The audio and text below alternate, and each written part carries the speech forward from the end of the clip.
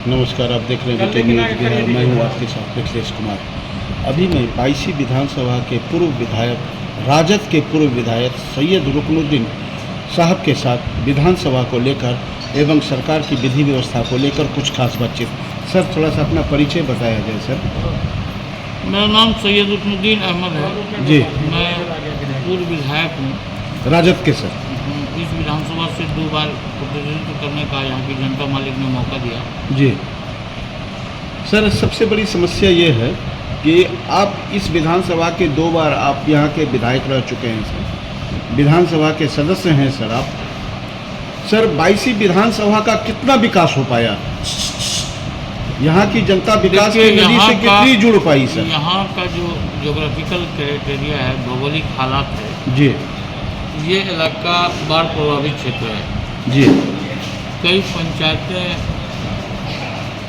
में जो कटान होता है, जी, निरंतर हर वर्ष जी, कटान और धसान की प्रक्रिया होती है जी, और नदी कटान में हजारों घर कट के विलीन हो गए जी, और आज तक उस प्रभावित परिवारों को सरकार ने पुनर्वास की व्यवस्था नहीं कराई।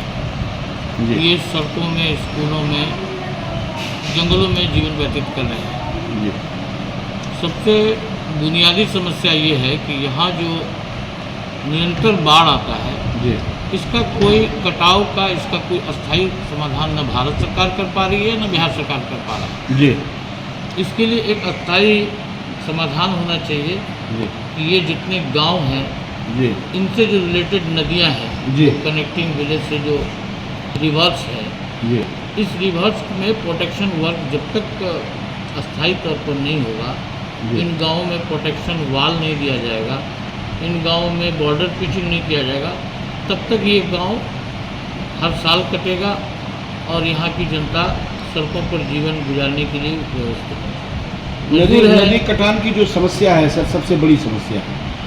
अभी आपने देखा होगा सर, सोशल मीडिया के माध्यम से पटना में AMIM का एक महाअधिवेशन हुआ सर, जिसमें अख्तरुल ईमान सर, जो अमोर के पूर्व विधायक हैं, दोबारा जीते गए विधायक हैं, उनके द्वारा सर अधिवेशन में जो मामले उठाए गए हैं, मेरे द्वारा ही संकलित जो समाचार हैं सर, उसमें शिक्षा, सड़क, नदी कटान तथा सीमांचल की जनताओं की समस्त समस्याओं को लेकर पार्टी की ओर से एक आवाज़ उठाई गई है और सरकार पर सर एक अहम प्रहार किया गया है।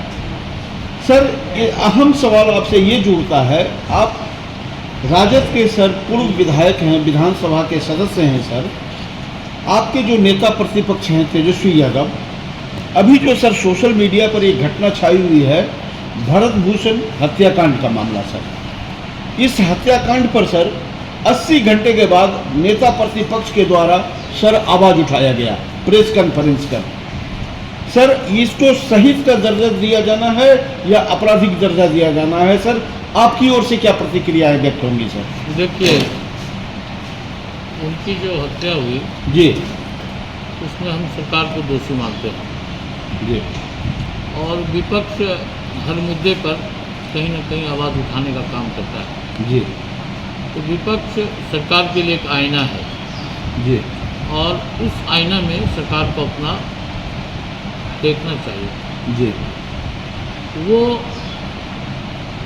एक सोशल आदमी थे, जी, उनको अपराधी नहीं कहा जा सकता क्योंकि भरत भूषण तिवारी को? भरत भूषण तिवारी जी का कोई आपराधिक इतिहास नहीं था, नहीं था सर, क्योंकि वो समाज के लिए लड़ते थे क्योंकि सर। समाज के लिए जो लड़ रहे थे, स्ट्रगल कर रहे थे अपनी बातों को मनवाने के लिए, जी, उन्होंने निरंतर प्रयास किया। सोशल मीडिया के माध्यम से हम लोगों ने भी देखा है जी सर, कि वहाँ भी नदी उदी का जो मामला होता था और जो अति पिछड़ी जमुनिया गाँव में जाति को ये सबको ये करने का जो एस्टैब्लिश का मामला हो रहा था, वो निरंतर आवाज़ उठा रहे थे। जी, तो ये सरकार तो अंधी बहरी की सरकार है, जी, तानाशाह की सरकार है, इसमें कुछ सुनी नहीं जाती।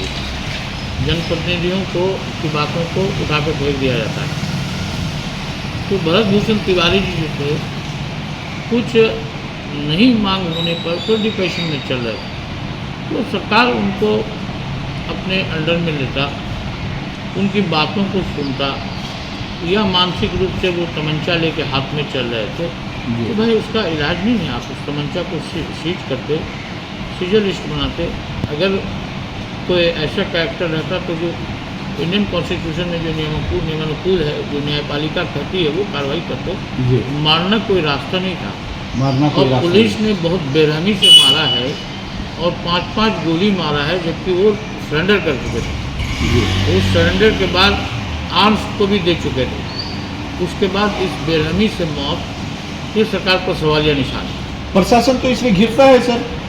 इसमें जैसे एसडीएम साहब हो गए, डीएसपी साहब हो गए, राजेश कुमार शर्मा, ये सारे लोग विवाद के घेरे में हैं। वहीं वहाँ बिहार के के स्थानीय प्रशासन को, सरकार को जांच बैठाकर उन लोग पर अनुशासनात्मक और आवश्यक कार्रवाई, कानूनी कार्रवाई करनी चाहिए जी, कि एक युवा पीढ़ी के लड़के को, जी, और इस टाइप से, अरे भाई भारत है, भारत में न्यायपालिका सर्वोपरि है, जी, न्यायपालिका सरकार से ऊपर है। जब सरकार से ऊपर है तो अब न्याय का अपना तरीका है। अगर कोई बेलाइन हो जाता है तो उसको लाइन पर न्यायपालिका के द्वारा कैसे लाया जाए, जी। न कि उसको मर्डर करके, इनकाउंटर करा करके ये जुल्म करना। ये तानाशाह का रोल सरकार ने किया है। सर, माननीय मुख्यमंत्री सम्राट चौधरी सोशल मीडिया के माध्यम से ये गरजते हुए दिखते हैं कि कोई भी अपराधी बिहार में नहीं रह सकता, उसको नेपाल जाना ही होगा। और पुलिस को उन्होंने खुली छूट दे रखा है, जबकि इसी प्रशासन में भ्रष्टाचार का मामला सर दैनिक सोशल मीडिया पर दिखता है। सर, इस पर आपकी ओर से क्या प्रतिक्रिया आएगी? देखिए, अपराधियों का विरोध समाज भी करता है। जी, जो ब्लैकलिस्टेड लोग हैं तो सरकार को चिन्हित करके उन लोगों को जो कानूनी प्रक्रिया है उसके तहत सजा भी देनी चाहिए। लेकिन सम्राट चौधरी जी, हमारे माननीय मुख्यमंत्री जी हैं, इनका निरंतर जो बयान आ रहा है, जी, ये कहीं से भी लोकतांत्रिक सिस्टम का ये बयान नहीं है। कभी ये बोलते हैं कि गमछा दे करके मारो, कहीं देखते हैं कि जाति पहचान करके। तो ये तुगलकी फरमान लोकतंत्र में नहीं चलने वाला है। और ये तानाशाही और हिटलरवादी जो सरकार है, ये निरंतर जुल्म कर रही है बिहार की जनता पर। अपराधियों को कौन नहीं विराट करता? पहले के ज़माने में भी अपराधियों का सोशल बाइकाट होता था, जी। उसको पकड़ के पुलिस को हैंडओवर किया जाता था, न्यायपालिका उसे सजा देती थी। सर, ये तो कोई आपकी नहीं- पार्टी की जो सरकार थी, इससे पहले मुख्यमंत्री थी राबड़ी देवी, लालू यादव फिर से मुख्यमंत्री थे बिहार के। उसके समय में ऐसी इनकाउंटर की व्यवस्था नहीं होती थी सर, और अधिकारी डरते थे सर, डोनेशन लेने में, घूस लेने में डरते थे अधिकारी। अभी भ्रष्टाचार चरम सीमा पर है। पहले की भी सरकार होती थी, हम लोगों ने कांग्रेस की सरकार को भी देखा है, आदरणीय लालू प्रसाद जी की सरकार को भी देखा है।